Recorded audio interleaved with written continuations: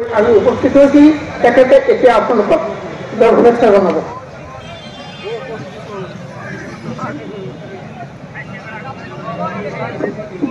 নমস্কাৰ,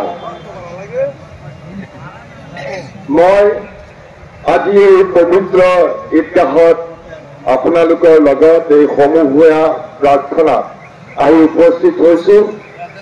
এই মৈৰাবাৰী গাৰেহাৰা মছজিদৰ শ্ৰদ্ধেয় ইমাম, এই শ্বাহী ঈদগাহৰ শ্ৰদ্ধেয় ইমাম আৰু আপোনালোক সকলো শ্ৰদ্ধালু ব্যক্তিসকল, আপোনালোকে সকলোৱে ইয়াত আজি পবিত্ৰ এই ঈদৰ দিনাখন, ঈদ উল ফিতৰৰ দিনাখন এমাহ জোৰা কৃচ্ছ সাধন আৰু আত্মশুদ্ধিৰ যাত্ৰাৰ পিছত আজি আপোনালোক সকলো সমবেত হৈছে। আৰু এই সমূহীয়া নামাজ প্ৰাৰ্থনাৰ বহুত শক্তি আছে। আমি সকলোৱে প্ৰাৰ্থনা বিচাৰিছো, প্ৰাৰ্থনা কৰিছো যাতে বিশ্বত সদায় শান্তি শৃংখলা সবৰে মনত শান্তিৰে থাকিব পাৰে। আমাৰ সমাজত গা কৰি উঠা যিটো পৰিৱেশ, হিংসা, বিদ্বেষ, ঘৃণা আৰু বৈষম্যৰ যি বীজ বাষ্পই আমাৰ সমাজখন ভাঙি ধৰিছে, আল্লাই ভগৱানে যাতে আমাক শক্তি দিয়ে, এই পৰিৱেশ যাতে আমি আঁতৰাব পাৰো। মই প্ৰদ্যুৎ বৰদলৈ আজি আপোনালোকৰ মাজত আহি উপস্থিত থাকিব পৰাৰ কাৰণে মই নিজকে সৌভাগ্যৱান বুলি ভাবিছো।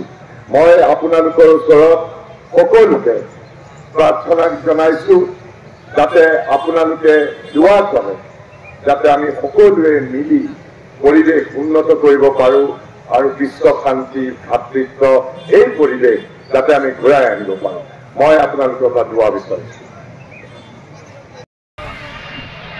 মই আজি এই পবিত্ৰ ঈদগাহত আপোনালোকৰ লগত এই সমূহীয়া প্ৰাৰ্থনা আহি উপস্থিত হৈছো। এই মৈৰাবাৰী গাৰেহাৰা মছজিদৰ শ্ৰদ্ধেয় ইমাম, এই শ্বাহী ঈদগাহৰ শ্ৰদ্ধেয় ইমাম আৰু আপোনালোক সকলো শ্ৰদ্ধালু ব্যক্তিসকল, আপোনালোকে সকলোৱে ইয়াত আজি পবিত্ৰ এই ঈদৰ দিনাখন, ঈদ উল ফিতৰৰ দিনাখন এমাহ জোৰা কৃচ্ছ সাধন আৰু আত্মশুদ্ধিৰ যাত্ৰাৰ পিছত আজি আপোনালোক সকলো সমবেত হৈছে। আৰু এই সমূহীয়া নামাজ প্ৰাৰ্থনাৰ বহুত শক্তি আছে। আমি সকলোৱে প্ৰাৰ্থনা বিচাৰিছো, প্ৰাৰ্থনা কৰিছো যাতে বিশ্বত সদায় শান্তি শৃংখলা সবৰে মনত শান্তিৰে থাকিব পাৰে। আমাৰ সমাজত গা কৰি উঠা যিটো পৰিৱেশ, হিংসা, বিদ্বেষ, ঘৃণা আৰু বৈষম্যৰ যি বীজ বাষ্পই আমাৰ সমাজখন ভাঙি ধৰিছে, আল্লাই ভগৱানে যাতে আমাক শক্তি দিয়ে, এই পৰিৱেশ যাতে আমি আঁতৰাব পাৰো।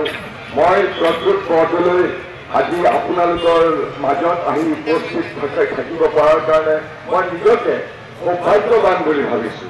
মই আপোনালোকৰ ওচৰত সকলোকে প্ৰাৰ্থনা জনাইছো যাতে আপোনালোকে দোৱা কৰে, যাতে আমি সকলোৱে মিলি পৰিৱেশ উন্নত কৰিব পাৰো আৰু বিশ্ব শান্তি, ভাতৃত্ব এই পৰিৱেশ যাতে আমি ঘূৰাই আনিব পাৰো।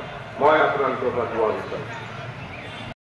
আল্লাহ আমাদের জিন্দেগির অন্যায় অপরাধকে তুমি ক্ষমা, সারা বিশ্বের মধ্যে তুমি শান্তির ফয়সালা করে দাও। আল্লাহ সারা বিশ্বের মানব জাতির মধ্যে তুমি শান্তির ফয়সালা করে দাও। হে আল্লাহ, তুমি সারা বিশ্ব ইছলাম ধৰ্মী লোকসকলে এমাহ জোৰা কৃচ্ছ সাধন আৰু আত্মশুদ্ধিৰ এটা বৰ ডাঙৰ প্ৰক্ৰিয়াৰ মাজেদি আহি পেলাই আজি এই পবিত্ৰ ঈদ উল ফিতৰ উৎসৱ আয়োজন কৰিছে, পালন কৰিছে। আৰু এইখিনি সময়ত সমূহীয়া যি প্ৰাৰ্থনা, সমূহীয়া প্ৰাৰ্থনাৰ সকলোৱে প্ৰাৰ্থনা কৰিছে, নামাজ পঢ়ি পেলাই প্ৰাৰ্থনা কৰিছে যে বিশ্বত যাতে শান্তি শৃংখলা আৰু ভাতৃত্ববোধৰ ভাৱ গঢ়ি তোলে আৰু ভাতৃত্ববোধৰ ভাৱ যাতে গঢ় লৈ উঠে, সেইকাৰণে চবেই প্ৰাৰ্থনা কৰিছে। মই নিজেই শুনিছোঁ, যদি ইয়াতকৈ আৰু ভাল কথা কি হ'ব, সমূহীয়াভাৱে চবেই কেৱল শান্তি, সুৰক্ষা আৰু ভাতৃত্ববোধৰ এইটো বৰ ডাঙৰ বাৰ্তা। আৰু সেই বাৰ্তা আমি সকলোৱে আদৰণি জনাইছোঁ। আপুনিও ভুগিছে নেকি গেছৰ সমস্যাত?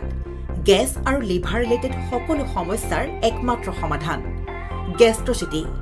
বদহজম, এচিডিটি, ফেটি লিভাৰ, পাইলছকে আদি কৰি ভিন্ন গেছৰ সমস্যাৰ সমাধানৰ বাবে কেৱল আপোনাৰ কাষত গেষ্ট্ৰচিটি।